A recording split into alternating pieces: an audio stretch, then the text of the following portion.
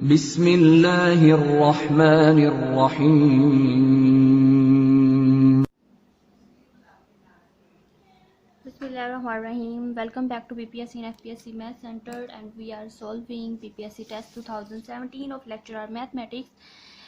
First question 32 are solved. Let's see question number 33 today. Set standard linear equation ax plus b is equal to 0 is. इस question discuss करने से पहले मैं standard linear equation के बारे में कुछ डिस्कस करना चाहूँगी।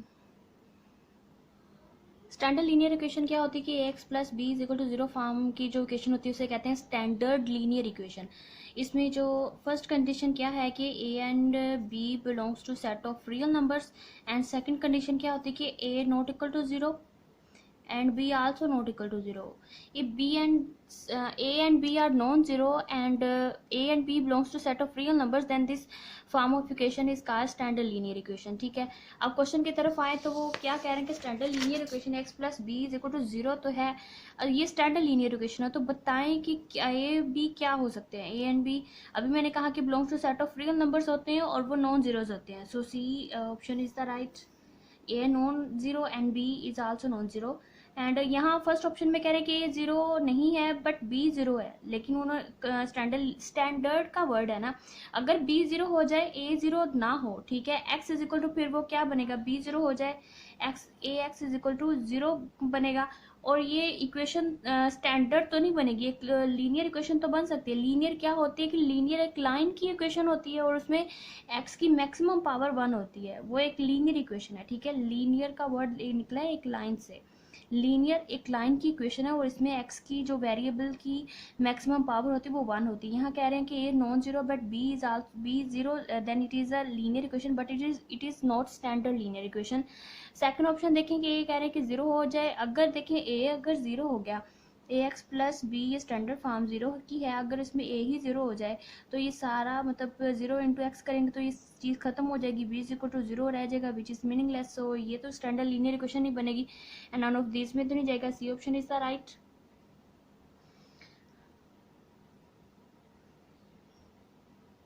नेक्स्ट क्वेश्चन नंबर 34 देखें। Degree of the polynomial.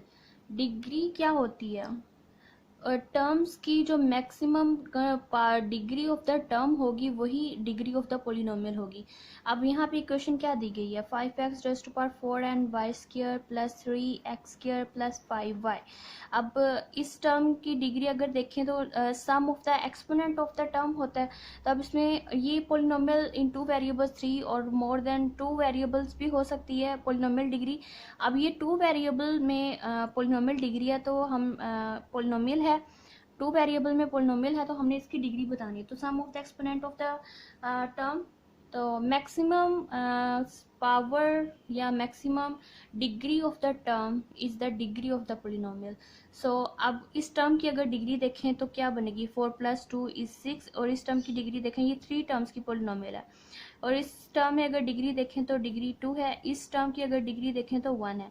तो मैक्सिमम टर्म की डिग्री क्या है, वो 6 है, तो वही इसकी डिग्री ऑफ द इस पोलिनोमियल की डिग्री भी 6 ही होगी। So C option is the right. 4 नहीं होगी, 3 नहीं होगी, 6 होगी। Sum of exponent of the term होती है, first term has 6 degree and the sum of exponent of variables in the term. So C option is right. Next question 35 देखिए, उसमें कह रहे हैं the polynomial is divided bye it's factor then remainder is equal to. अब factor जो होता है polynomial को पूरा पूरा डिवाइड करता है, पूरा पूरा डिवाइड करने का मतलब होता है कि उसको डिवाइड करने के बाद जो रिमाइंडर होता है वो इक्वल टू 0 होता है, वही तभी तो ये फैक्टर होता ही है। फॉर एग्जांपल मेरे पास एक पोलिनोमियल है डिग्री 2 की, x² - 4 ले, तो ये मेरे पास एक पोलिनोमियल है, तो इसको सबसे पहले फैक्टराइज करें तो उसके क्या फैक्टर बनेंगे, x - 2 एंड x + 2। तो देखिए कि ये जो इसके ये अब ये दो इसके फैक्टर्स है, x - 2 is the factor of this polynomial, x² - 4, x + 2 is another factor of this polynomial. तो ये इसका फैक्टर है, फैक्टर का मतलब इसको पूरा पूरा डिवाइड करता है। पूरा पूरा डिवाइड का मतलब क्या है कि आप इसको x = 2 अगर 2 इसके अंदर पुट करें तो वो 0 रिमाइंडर देगा। मतलब यहाँ पे इसको p ऑफ x को मैं एक पोलिनोमियल किया, p ऑफ x = x² - 4 है और उसके फैक्टर्स निकले x - 2 x + 2, इसके दो फैक्टर्स हैं। अगर x - 2 = 0, x = मैं 2 अगर इस पोलिनोमियल में लगाऊं तो इसका जो रिमाइंडर बनेगा वो 0 बनेगा। Let's see 2 square minus 4 is equal to 4 minus 4 which is equal to 0। जो फैक्टर होता है वो रिमाइंडर इक्वल टू 0 देता है, तभी तो वो फैक्टर होता है इसका। अदरवाइज कोई और अगर आप लेके चले तो वो एक्सप्रेशन, तो वो इसको अगर रिमाइंडर 0 नहीं देता तो वो इसका फैक्टर ही नहीं होगा। फैक्टर जो होता है वो रिमाइंडर ऑलवेज 0 देता है, तभी वो इसका फैक्टर होता है। 2 भी नहीं होगा, नो नेगेटिव भी नहीं, नेगेटिव नंबर भी नहीं होगा, none of this, and 0 remainder देता है फैक्टर। सो क्वेश्चन 35 ये option is the right. Next question देखिए 36 normal and the tangent of a circle. Circle के जो टेंजेंट एंड नॉर्मल होते हैं at the point of contact are perpendicular. ये तो वेल नाउन रिजल्ट है कि tangent and normal at the point of contact normal perpendicular होते हैं। फॉर एग्जांपल मेरे पास एक सर्कल है, सर्कल टेंजेंट लाइन जो सर्कल के सिर्फ एक ही पॉइंट को टच करके पास हो, एक ही पॉइंट को टच करे, नॉर्मल भी एक ही पॉइंट को टच करती है सर्कल के। सर्कल की बात है, कर्व की बात नहीं, एक सर्कल है ये, तो फिर मैं सर्कल को ही लेके चलूंगी कि टेंजेंट है, ये एक टेंजेंट लाइन है और ये एक लाइन है जो सर्कल सिर्फ एक ही पॉइंट पे टच कर रही है, लेकिन at the point of contact normal and tangent are perpendicular makes angle of 90 degree. So normal and tangent at the point of contact are perpendicular होते हैं। ये वेल नोन रिजल्ट है, पैरेलल नहीं होते, not parallel and none of this. So इसको मैं ज़्यादा discuss नहीं करूंगी क्योंकि वेल नोन रिजल्ट है तो परपेंडिकुलर। नेक्स्ट क्वेश्चन नंबर 37 देखिए, इसमें external angle of a regular octagon. Octagon एक ऐसी क्लोज्ड फिगर होती है जिसकी, ऑक्टागन है तो 8 साइडेड फिगर होगी। ये ऑक्टागन है, इसकी 8 साइडेड है। तो देखिए कि अब इसका एक्सटर्नल एंगल क्या होगा। जो इंटरनल एंगल होता है रेगुलर ऑक्टागन का वो 135 होता है, 135 degree, and exterior angle is the supplementary angle to the interior angle. So if interior angle is 135, so exterior angle क्या होगा, external angle of regular octagon. तो हमने एक्सटर्नल एंगल बताना है। एज वी नो दैट ये result है कि exterior angle is the supplementary angle to the interior.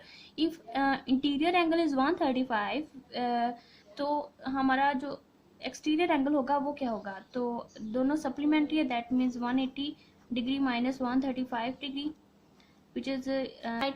Next कह रहे हैं π/3 भी नहीं होगा, π/2 and none of this. So π/4 external angle of regular octagon is π/4 and internal angle is 135। Value of the term limit x approaches to infinity sine two x over x is. अब देखें कि x approaches to infinity है। अब sign का जो range होती है वो साइन की, जो भी आप उसकी डोमेन, जो भी आप वैल्यूज उसको साइन फंक्शन को देते जाएं उसकी जो, क्योंकि साइन हमारे पास एक बाउंडेड फंक्शन है, मतलब इसकी ग्रेटेस्ट लोअर बाउंडेड फंक्शन है। कैसा फंक्शन, किसी फंक्शन को बाउंडेड फंक्शन कब कहते हैं, जब उसकी लोअर बाउंड और अपर बाउंड एग्जिस्ट करती है, वो फंक्शन बाउंडेड फंक्शन कहलाता है। ठीक है, अब इसकी लोअर बाउंड क्या होती है, लोअर बाउंड इसकी -1 और अपर बाउंड इसकी 1 रहती है। तो इसका मतलब ये साइन हमारा बाउंडेड फंक्शन है, और मतलब -1 1 के दरमियान ही इसकी रेंज रहती है, इसकी वैल्यूज फाइनाइट होती हैं और इसी इंटरवल के दरमियान ही रहती है। ठीक है, और limit x approaches to infinity है तब भी इसके दरमियान ही कोई ना कोई वैल्यू देगा, और x इक्वल टू इन्फिनिटी लेंगे वो समथिंग ओवर, मतलब इन्फिनिटी क्या होगा विच इज़ 0। सो ये मैं वैसे बता रही हूँ कि इसकी जो वैल्यू होगी वो -1 के 1 के दरमियान रहेगी आफ्टर अप्लाइंग लिमिट। सो इसका x is equal to infinity लगाएंगे, ऊपर कुछ भी और नीचे infinity, something over infinity is equal to 0 होता है। ये मैंने बहुत अच्छा इसमें भी करवाया हुआ है कि something over infinity is equal to 0 कैसे होता है, उसका भी लिंक वीडियो का मैं इसी वीडियो की डिस्क्रिप्शन में डाल दूँगी, लाजमी देखेगा कि something over infinity is equal to 0 हो या something over 0 is equal to infinity का क्या मतलब होता है और कैसे सारा होता है। ठीक है, और यहाँ पे जो ऑप्शन फिर होगा वो 0 होगा, क्योंकि 1/x होगा, 1 इन्फिनिटी होगा, 1 infinity is equal to 0 and 0 into something हो तो वो 0 होगा, या फिर something over infinity is equal to फिर वो हमारी 0 ही लिमिट देगा always. So A option is the right. Question number 39 में हमें फंक्शन दिया है f(x) is equal to 1/x² minus 3x plus 2, then range हमने फंक्शन देकर हमें फंक्शन की रेंज बतानी ऑफ f इज। इस फंक्शन की रेंज क्या होगी, मैंने इतनी दफ़ा रेंज डोमेन पे काफ़ी वीडियोस बना चुकी हूँ, इसी चैनल की प्लेलिस्ट में कहीं होगा डोमेन रेंज। अब देखें कि जब भी फ्रैक्शन फॉर्म में कोई फंक्शन दिया गया हो, रेंज उसकी बतानी हो, तो मतलब अब क्या होगी कि इसकी रेंज के कभी भी नीचे 0 नहीं बनना चाहिए, क्योंकि 1 समथिंग ओवर 0 करेंगे तो वो तो इन्फिनिटी हो जाएगा विच इज़ अनडिफाइंड वैल्यू, हम जिसको डिफाइन ही नहीं कर सकते। तो मतलब नीचे कभी भी 0 ना बने, उसके लिए फिर इसकी फंक्शन की रेंज होगी। तो अब नीचे 0 नहीं बनना चाहिए, that's mean x square minus 3x plus 2 should not equal to 0, 0 नहीं बनना चाहिए, ठीक है। अब इसको फैक्टराइज करें तो इसके फैक्टर्स बनेंगे x minus 2 and x minus 1 not equal to 0 होने चाहिए। इसको लेके चलें तो C option is the right. Question 39 के लिए C option is the right है। और क्वेश्चन ऑप्शन जो बी है वो इसकी डोमेन वैल्यू है और उसकी जो रेंज है वो सी ऑप्शन है। गिवन फंक्शन की जो रेंज होगी वो C option, positive all set of all positive real numbers ही देगा, ठीक है। क्योंकि रेंज अब देखें कि मैं अगर नेगेटिव वैल्यू भी लेती हूँ तो एक्स का स्क्वायर उसको पॉजिटिव कर देगा, और यहाँ अगर एक्स की कोई नेगेटिव वैल्यू लूँगी तो वो ये माइनस उसको पॉजिटिव कर देगा। तो कुछ ना कुछ मतलब ये प्लस होके फिर 1 प्लस में उसको डिवाइड करके कुछ न्यूमेरिकल्स वैल्यू कुछ कोई ना कोई रियल नंबर ही आएगा, वो ऑलवेज फिर पॉजिटिव आएगा, नेगेटिव तो आएगा ही नहीं। तो set of all positive real numbers आ जाएंगे इसकी रेंज में, और इसकी डोमेन में आएगा set of all real numbers except -1 and 2, ठीक है। नेक्स्ट क्वेश्चन नंबर 40 देखें, हमें इंटीग्रल दिया गया log ऑफ x dx। आप देखें कि जो log ऑफ x का हम डायरेक्ट इंटीग्रेट नहीं कर सकते, इसको फिर बाय पार्ट्स करना पड़ेगा। इसकी इंटीग्रेशन 1 हम खुद से लेंगे, 1 जिसकी इंटीग्रेशन डायरेक्ट नहीं होती तो 1 हम खुद से लेके बाय पार्ट्स इसकी इंटीग्रेशन करते हैं। 1 log ऑफ x dx, तो x पहले इसका डेरिवेटिव इंटीग्रेशन है 1 की करेंगे तो x आ जाएगा। log ऑफ x वैसे ही x log of x minus x log of x का derivative 1/x dx which is equal to x log of x minus 1 into dx, तो which is equal to x log of x minus x 1 की integration x plus c, x common लें तो x log of x minus 1 plus c। अब options देखें, option इसका first option right है कि x log of x -1 plus c, यही हमने अभी कैलकुलेट किया बाय पार्ट्स, इसको सॉल्व किया। सेकेंड ऑप्शन कह रहे हैं log of x plus c, no x plus c भी नहीं है, none of this, so A option is the right. Question 40 A option is the right. Thank you for watching, good luck.